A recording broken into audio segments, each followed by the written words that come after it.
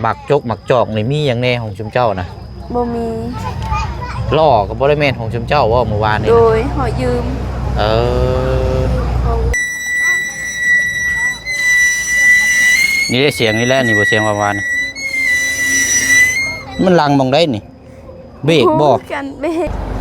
มันขึ้นบ่ได้นะลองยันเบิ่งอยู่ฮะครับ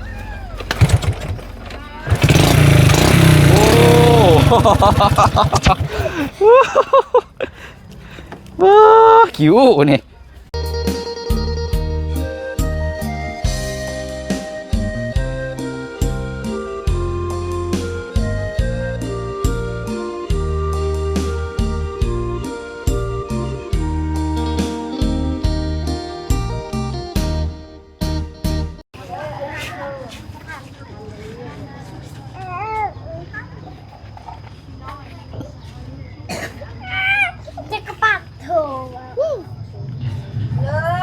พี่น้องเนาะเปิดภาพมาพบเจอกันเที่ยงน้อยๆพี่น้องเนาะอยู่ที่โซนที่เซาของทางน้องไม้และก็น้องทายเนาะก็ยังบ่ทันได้ไปที่ดินแปลงไม้เนาะมาพูดคุยนำกันอยู่นี่ก่อนพี่น้อยเพราะว่ามื้อนี้ก็เป็นวันอาทิตย์ในวันหยุดเนาะ แต่ว่าบ่ฮู้ว่าทางครอบครัวเพิ่นนี่สิเฮ็ดเวียกได้หรือบ่เนาะเพราะว่าทางเขาเจ้านี่เขาพระเยซูพี่น้อยเนาะเพราะวันอาทิตย์เนี่ยจะชลานนี่จะหยุดเนาะเอาอัปเดตสภาพอากาศอยู่ทางเมืองเซโปนนี่ก็ครึมๆพี่น้องเนาะครึมฟ้าครึมฝนยันเวลาเก่าเวลาเริ่มยันตกลงมาเนาะพี่น้องเนาะเอาเนาะทักทายสบายดีและสวัสดีพ่อแม่พี่น้องเบิดสุขุสุคนได้พี่น้องเด้อเนาะคือเก่าคือเดิมพี่น้องเนาะสำหรับทางพ่อน้องเปียวก็ดันเนาะดันคือพี่น้องได้รับได้ชมน้ำกันและพี่น้องว่ามื้อใดวันใดสิได้มีข่าวดีสำหรับทางน้องไม้หรือว่า2พี่น้องนี่แหละพี่น้องเนาะเอากะทางพ่อน้องเปียวนี่ก็ยังก้ำกึ่งอยู่เลยพี่น้องเนาะว่าสิสร้างตีนเสามาไว้ให้ทางน้องๆเพิ่นนี่เก้าบ่ดูว่าสิเอา12พี่น้องเนาะถ้าว่า12นี่มันใหญ่เกินไป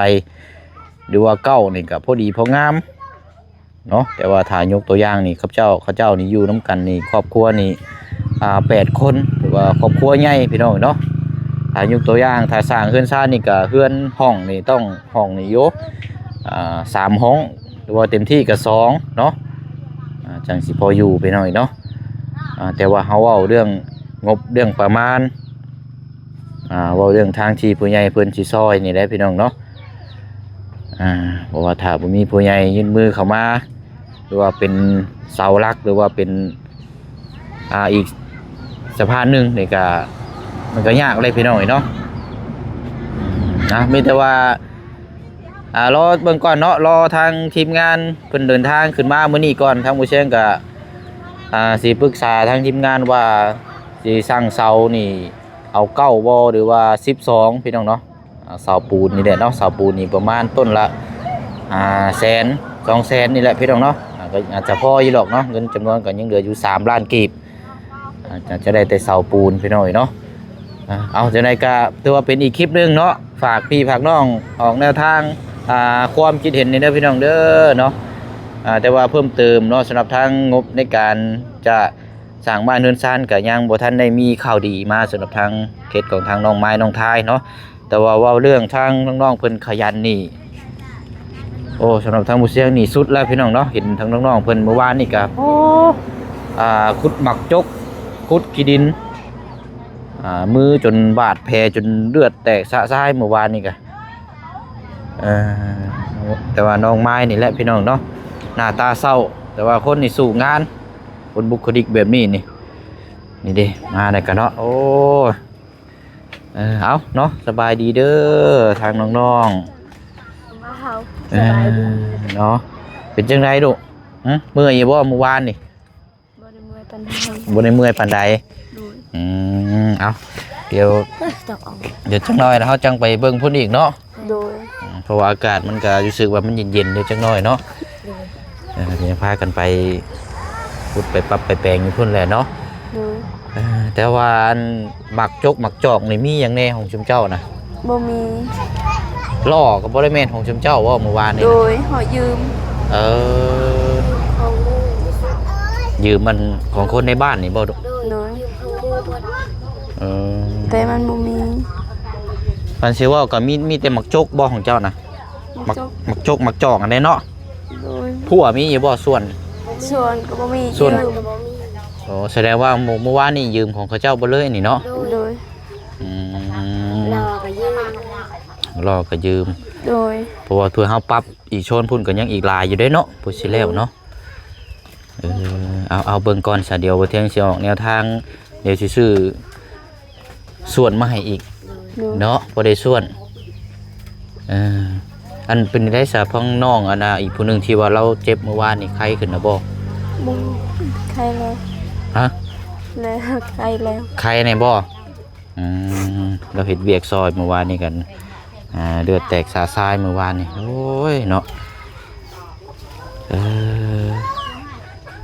อันมาแต่ไซมื้อนี้บ่ได้ไปทางใดบ่ บ่ได้ไป วันอาทิตย์นี่วันหยุดเนาะ โดย โอ้โดยอันทั้งผู้เป็นแม่เนาะสบายดีเอ้ยเด้อป้าได้ต้มหม้อยังคือใหญ่แท้น่ะต้มหน่อไม้หม้อบ้ากใหญ่เนาะไปหาตัวไหนหน่อไม้น่ะ หาแต่ผู้เฒ่านี้ไปหาบันนี้ มื้อเช้านี่ก็ไปหาหน่อไม้บ่ โดยแม่ไปหาบ่มีอาหารกิน เออ ไปหาอยู่น้ำห้วย โดยแถวใกล้ๆนี่บ่แถวห้วยแถวห้องนี่บ่โอ้มันก็พอมีอยู่บ่ลูก พอมี พอกิน พอได้อยู่เนาะ โด โด ย ยบ่ได้ไปหาไก่พอกินซุนี้ เนาะ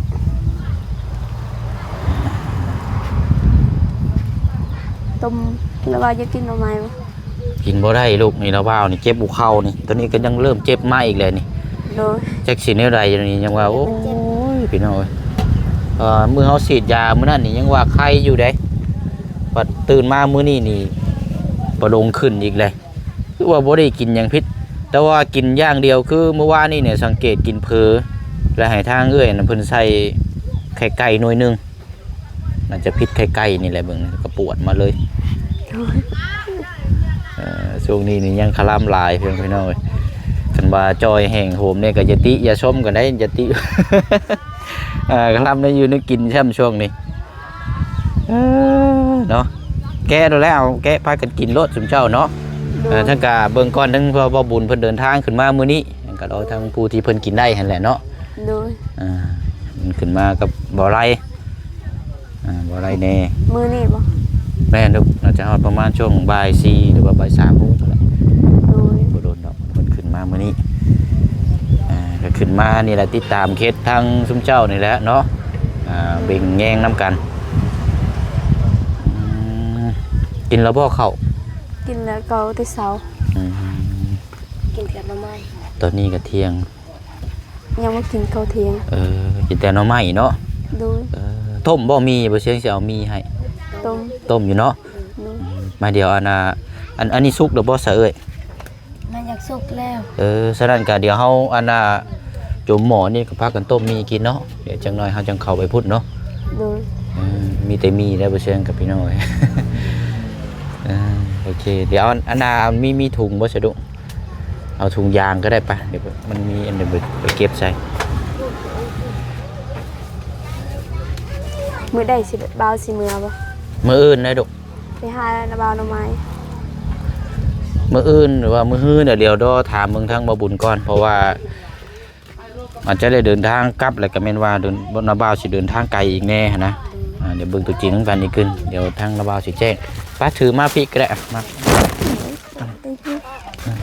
น้องไม้มาก็ได้เอาน้ำน้องท้ายมาใส่มีใช้อันหมอกจกอันนี้บ่ของเจ้านะ โดยอันเดียวนี้ ก็นั้นบ่ให้ยืม ที่ว่าเมื่อวานนี่ยืมกับเจ้าเนาะ โดย เพราะว่าดินนี่ถ้าเฮาบ่ปรับนี่มันบ่ได้เด้อเนาะ โดย เราต้องปรับเคลียร์มันจะงามอะไรไปหน่อย ปรับให้มันงาม ปรับคอยคุดเอาอะไรเนาะ โดย ไป มาเด้อ เจ็บหัวเข่าอีกแล้วพี่น้องไอ้ประลงขึ้นอีกเลย เจ็บปวดแล้วนี่เอาถุงมาลูกเอาถุงมาอ่ะเดี๋ยวไปขึ้นไปแล้วพากันแก้ต้มด้วยเด้อกินแล้วก็จังพากันไปอันนี้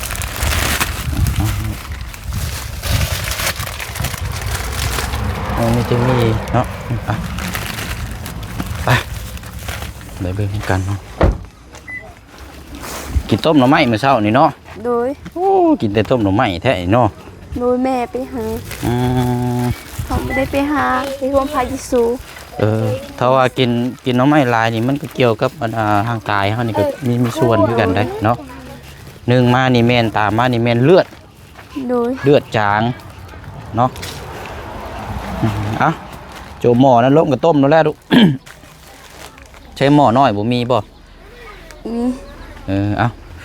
ใช้น้องทายไปใช้อะไรกินน้องทายอยู่หาแนวโจมเอา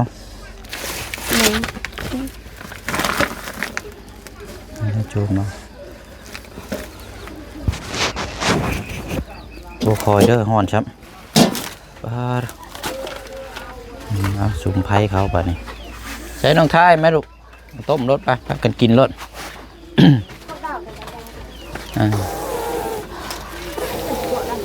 บ่มีผักเนาะคันบ่มีผักบุ้งใส่นี่สิคักอยู่เนาะโดยหาผักบุ้งใส่น้ำตัวนี่เอาไทยดักนี่เอาสุกรส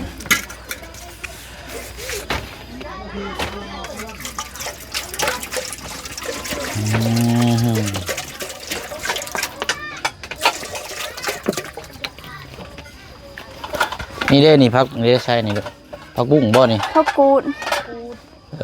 นี่พักบุ้งก็มีอยู่เด็ดพักบุ้งใส่น้ำฮะเพราะมันเห็นมันมีพักเนี่ยจังน้อยเพราะมันจะได้หอมเนี่ยจังน้อยนะใส่ผักมันแซ่บ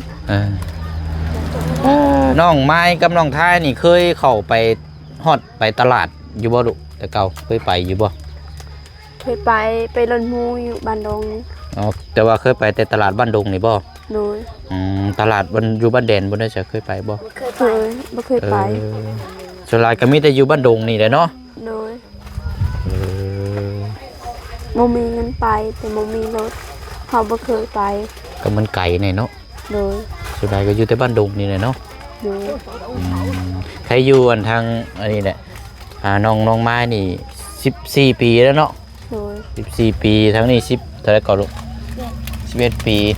ขี่รถจักรได้แล้วเนาะขับรถจักรได้เลยป้าเก่งอยู่พี่น้อยเนาะแต่ว่าก็ต้องระมัดระวังเนาะลึงมานี่รถจักรเฮานี่ยังบ่ดีอยู่ซ้ำเนาะรถจักรบ่ดีขี่เมื่อวานนี่บ่เสียงเห็นเสียงเบรกกับเสียงจักรนี่ดังพอกัน โอ้ยขี่รถจักรมือลมมันล้ม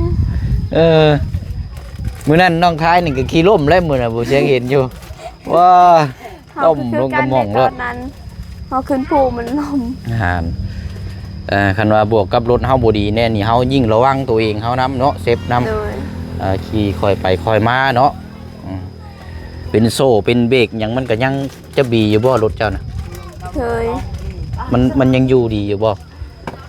ยังบ่อยู่ดีไปย่างไปเบิ่งก่อนก็ได้ไปตอนนั้นเบรกมันหลุดเบรกหลุดบ่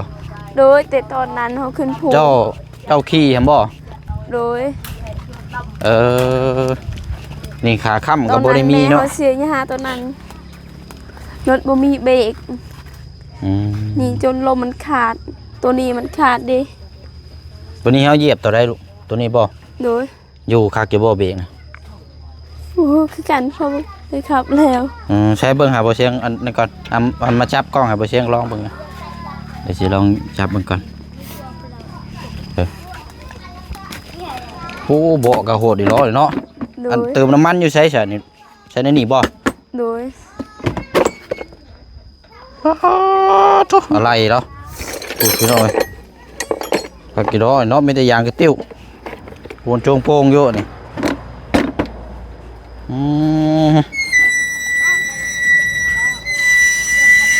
นี่ได้เสียงนี่แหละนี่บ่เสียงวานๆ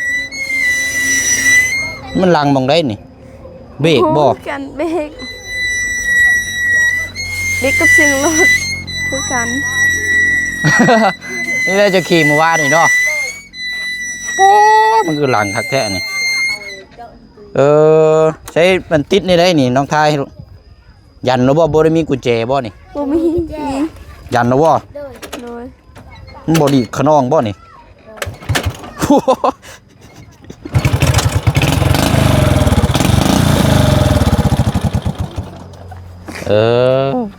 กำลังตีมันบ่ค่อยนั่นแหละเนาะ โดย เขาต้องเบิ้ลตลอดเนาะ โดย ต้องเบิ้ลตลอดเลยพี่น้อง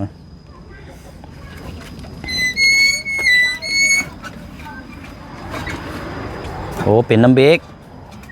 มันหาเบรกเด้อันเด้เสาหลังเลยเป็นน้ำเบรกเนาะแต่ว่าขาตั้งบ่มีขาตั้งนี่คือตัวนี้เนาะ โดย ขาตั้งนี่ต่อข้างหน้า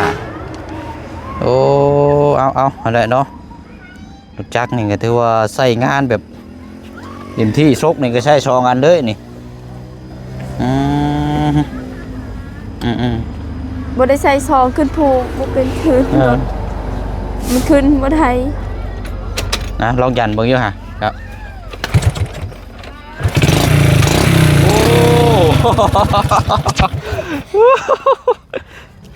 โอ้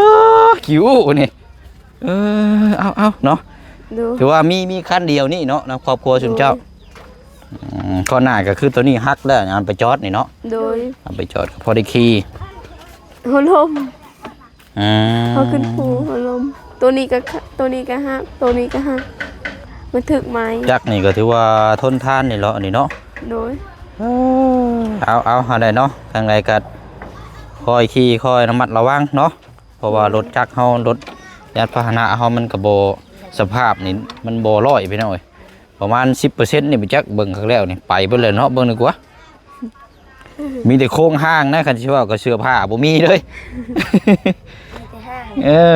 มันไปเบิดเลยเนาะ รถที่ห้าง โอเคอ่ะมาดูนี่แหละเนาะสภาพ